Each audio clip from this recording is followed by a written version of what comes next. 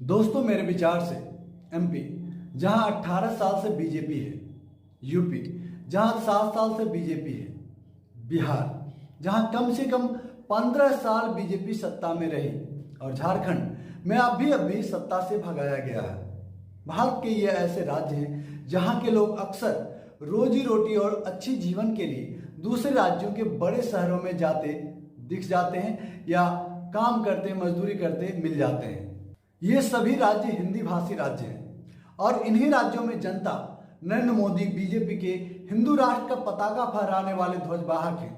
ये लोग आपको अपने राज्य या देश में मोदी बीजेपी की सरकार की जरूरत समझा देंगे। ऐसा लगेगा कि मानो आपके मन में जितने भी इल्जाम थे बीजेपी से संबंधित सब बेबुनियाद हैं। चाहे किसान की बदहाली की बात हो, एमएसपी की बात हो, चाहे बेरोजगारी की बात हो या जर्जर स्वास्थ्य व्यवस्था की बात हो, शिक्षा की बात हो, महंगाई हो, भूखमरी हो, हर जगह उनको बीजेपी से अच्छा विकल्प दिखता ही नहीं है। लेकिन जब बात खुद की आती है, सच में रोजी रोटी की आती है, तो यही लोग दूसरे राज्यों का रुख करते हैं। अच्छे जीवन पाने के लिए, सुख सुविधा और बच्चों के अच्छे भविष्य के लिए गैर बीजेपी राज्यों को चुनते हैं। आप देश के किसी भी कोने में चले जाएं, आपको इन प्रदेशों के लोग खास करके मजदूर वर्ग में जरूर मिलेंगे। और खास बात जानते हैं, ये लोग वहां भी बीजेपी को ही वोट करके सत्ता में लाने की कोशिश करते हैं। अब मुझे बताइए, अगर बीजेपी ही नौकरी दे रही है, किसानों को सही दाम दे रही है, अच्छा स्वास्थ्य व्यवस्था दे रही है, शिक्षा दे रही है, हर साल 2 करोड़ लोगों को नौकरी दे रही है, भ्रष्टाचार पर रोक लगा दिया है, तो फिर ये लोग अपने प्रदेशों के बजाय दूसरे प्रदेशों में क्या कर रहे हैं? क्यों धूल फांकते मिलते हैं? इसका सीधा जवाब किसी अंधभक्तों के पास नहीं मिलेगा।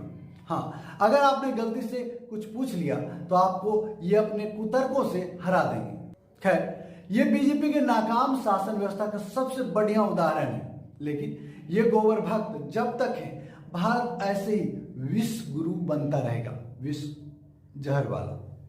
दोस्तों, जननी जन्मभूमि स्वर्गादपि गरीयसी, माता और जन्मभूमि स्वर्ग से भी बढ़कर है, ये हम सभी जानते हैं। लेकिन ये भारत देश भी हमारा ही है और इसके अलग अलग राज्यों में या केंद्र में सरकार बनाना भी हमारा कर्तव्य है। लेकिन हम अपने मस्तिष्क को प्रेजेंट रखकर ही अपने देश के अच्छे रूपरेखा तैयार करने वाले लोगों को सही जगह बिठा सकते हैं और अपने देश को अच्छे मुकाम पर पहुंचा सकते हैं। लेकिन इसके लिए कोई हमें मूर्ख बनाया और हम मूर्ख बन के गलत चुनाव करके देश के माथे पर एक धब्बा लगा दें, ये कहाँ का इंसाफ है, कहाँ की समझदारी है?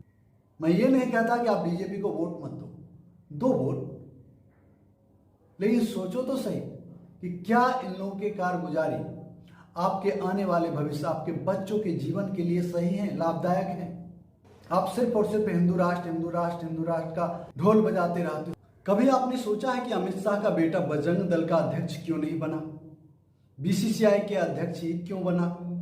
अगर बनना ही होता या अमित शाह बनाना ही चाहते तो क्या कोई रोक लेता? लेकिन अमित शाह जी को पता है कि बजरंग दल का मतलब क्या है।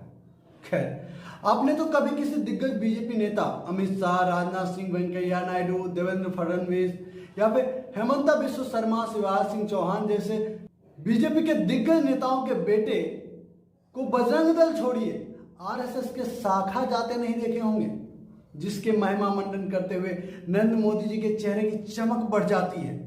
अरे बजरंग दल छोड़ो, कम से कम आरएसएस में ही तो दिख जाते, संघियों के संस्कार लेते हुए कभी दिखे? हाँ, स्मृति जी की बेटी को गोवा में रेस्टोरेंट चलाते देखे।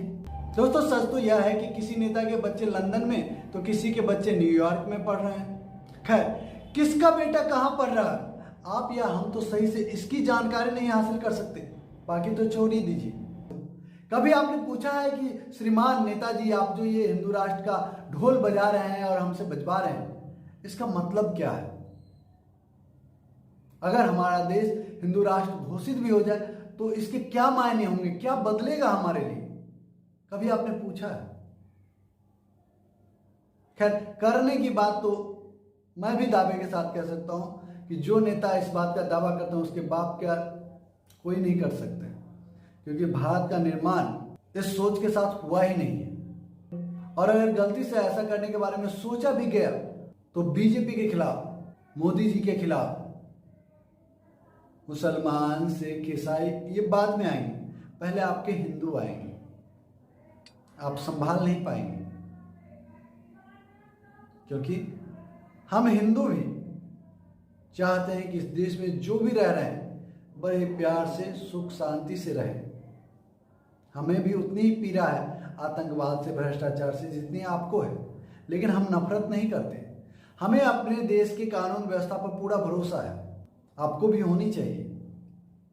आप जो खुद को बहुत बड़ा देशभक्त मानते हैं ना, और किसी भी मामले में कानून को अपने हाथ में तुरंत ले लेते हैं, ऐसे में आपकी देशभक्ति नहीं, आपकी देशद्रोहीपन जो आपके अंदर में बीज मंत्र के रूप में जो छिपी हुई है ना, वो देशद्रोही निकलता है आपके बाहर।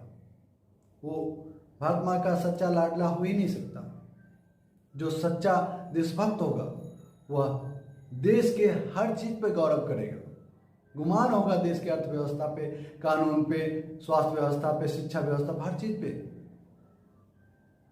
तो दोस्तों अंत में इतना ही कहूँगा, अगर हमारी ये प्रस्तुति आपको अच्छी लगी, हमारे विचार अच्छे लगे, वीडियो को लाइक कीजिएगा, शेयर जरूर कीजिएगा, और जो दोस्त पहली बार हमारे चैनल पर, आपसे निवेदन है हमारे चैनल को सब्सक्राइब कर लें और घंटी के बटन को जरूर दबा दें ताकि हमारा हर एक वीडियो सबसे पहले आपको मिले। जय हिंद, जय भारत, जय संविधान।